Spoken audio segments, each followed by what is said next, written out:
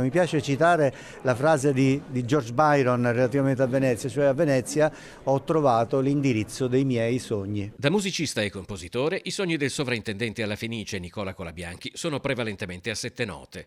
Eppure, ultimamente in questo teatro è quasi inevitabile dover passare dalla poesia alla prosa.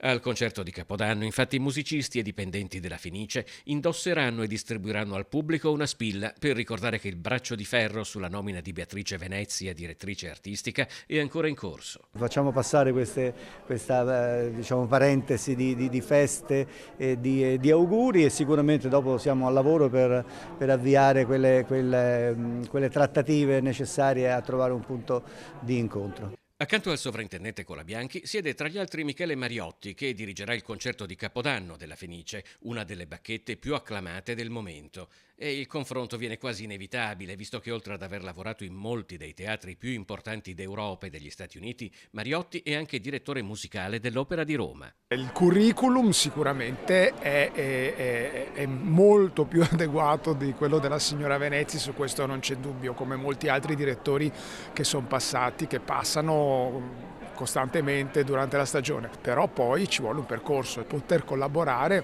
e di lavorare in un certo modo. Al netto delle polemiche che stanno avendo un eco internazionale, la Fenice sta comunque vivendo un momento d'oro che la conferma come un teatro di livello internazionale in cui si sposano qualità dell'offerta e introiti. Sia per quanto riguarda i 4 concerti di Capodanno, per il quale abbiamo già raggiunto quasi 850.000 euro di incasso.